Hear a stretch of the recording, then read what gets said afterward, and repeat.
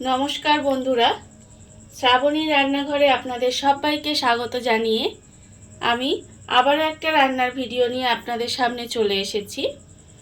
আজকের আমি আপনাদের করে দেখাবো বাড়িতে থাকা সামান্য কয়েকটা উপকরণ দিয়ে কত সুন্দর তরমুজের আইসক্রিম বানানো যায়। তাহলে আজকের আমি আপনাদের তরমুজের আইসক্রিম করে দেখাবো, আর এটা আমি কিভাবে বানাই সেটা আপনারা একবার দেখে নিন। তরমুজের আইসক্রিম বানানোর জন্য এখানে আমি তরমুজ নিয়ে নিয়েছি, আর তরমুজটাকে প্রথমে এখানে নিয়ে নেব। নিয়ে ছোট ছোট টুকরো করে তরমুজটাকে আমাকে কাটতে হবে। আর তরমুজটা কাটার সময় কিন্তু যে দানাগুলো আছে তরমুজের, সেই দানাগুলো কিন্তু বাদ দিয়ে দিতে হবে। দিয়ে তরমুজটাকে ছোট ছোট টুকরো করে প্রথমে আমি কেটে নেব। দানা বাদ দিয়ে তরমুজগুলো আমি এইভাবে ছোট ছোট টুকরো করে কেটে রেখেছি। এইবারে এরকম একটা মিক্সিং জার নিয়ে নিয়েছি। এবার তরমুজগুলোকে আমি এই মিক্সিং জারের মধ্যে দিয়ে দেব।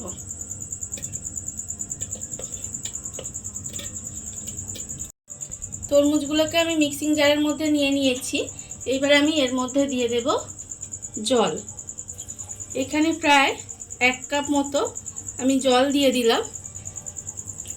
এইবারে এটাকে ঢাকা দিয়ে গ্রাইন্ড করে নিতে হবে।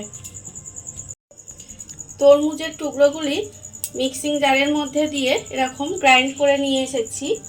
এবারে এটাকে আমি ছেঁকে নেব একটা ছাঁকনির সাহায্যে। এইভাবে এটাকে আমাকে একটু ছেঁকে নিতে হবে।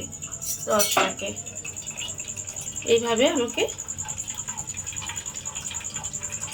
প্রথমে ছেঁকে নেব। এটা তরমুজের রসটা আমি ভালোভাবে ছেঁকে নিয়েছি, আর এর মধ্যে যে ছিবড়াটা আছে সেটা কিন্তু আমি ফেলে দেব। দিয়ে এবারে এই রসটা দিয়ে আমি কিন্তু আইসক্রিমটা বানাবো। তার জন্য আমাকে প্রথমে গ্যাসটা অন করে নিতে হবে। গ্যাসটা অন করে নিয়েছি, আর একটা এরকম কড়া বসিয়ে দিয়েছি। এইবারে আমি এর মধ্যে প্রথমে দিয়ে দেব যে তরমুজটা আমি রস করে রেখেছি, সেই রসটা আমি এর মধ্যে দিয়ে দেব। রসটা আমি এর মধ্যে দিয়ে দিলাম। দিয়ে এবারে এটা আমি এইভাবে কিছুক্ষণ রান্না হতে দেব। তরমুজের রসটা দিয়ে আমি প্রায় মিনিট 10 মতো এইভাবে নেড়ে নেড়ে একটু রান্না করে নিয়েছি। মানে তরমুজের রসটা একটু ফুটিয়ে নিয়েছি। ফুটিয়ে নেওয়ার ফলে তরমুজের রসটা একটু ঘন হয়ে গেছে। এইবারে আমি এর মধ্যে দিয়ে দেব চিনি। এখানে আমি চিনি রেখে দিয়েছি। চিনি এখানে আমি প্রায় 5 চামচ মতো চিনি দেব, কারণ তরমুজটা আমার ভীষণ মিষ্টি আছে, সেই জন্য আমি চিনিটা এখানে 5 চামচ দিলাম। মিষ্টিটা বুঝে আপনারা দেবেন। এবারে চিনিটা দিয়ে আমি আবারও একটু এইভাবে রান্না করে নেব। চিনিটা আমি ভালোভাবে গুলিয়ে নিয়েছি, আর চিনিটা আমার গলে গেছে। এবারে আমি একটা বাটি নেব। নিয়ে বাটির মধ্যে নিয়ে নেব কর্নফ্লাওয়ার। এখানে আমি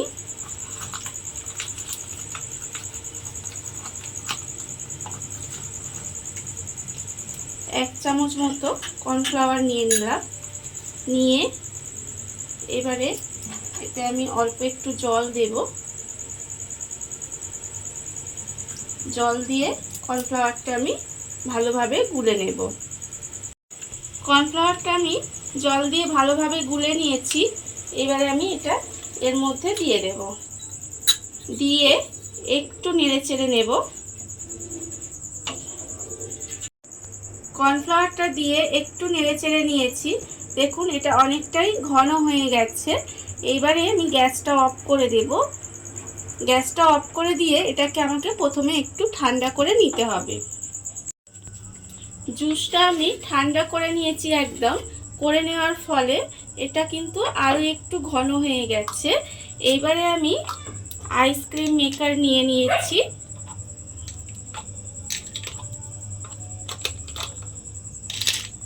এবারে এর থেকে নিয়ে আমি এই আইসক্রিম মেকারের মধ্যে ঢেলে দেব।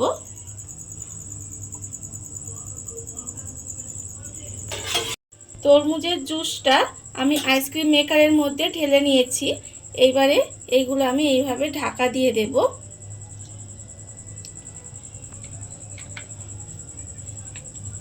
এইভাবে ঢাকা দিয়ে আমাকে 12 ঘন্টা ফ্রিজে রেখে দিতে হবে।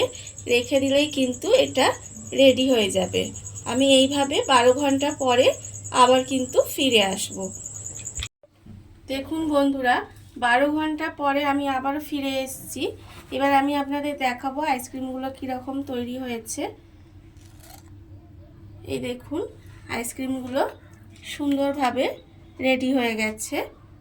এবারে এইগুলোকে তুলে আমি রেখে দেব। বাড়িতে থাকা কত অল্প উপকরণে কত সুন্দর একটা তরমুজের আইসক্রিম তৈরি হয়ে গেছে। আর এই ভিডিওটা যদি আপনাদের ভালো লেগে থাকে তাহলে লাইক করবেন, কমেন্ট করবেন আর সাবস্ক্রাইব করবেন আমার চ্যানেলকে। আজ এই পর্যন্ত, নমস্কার।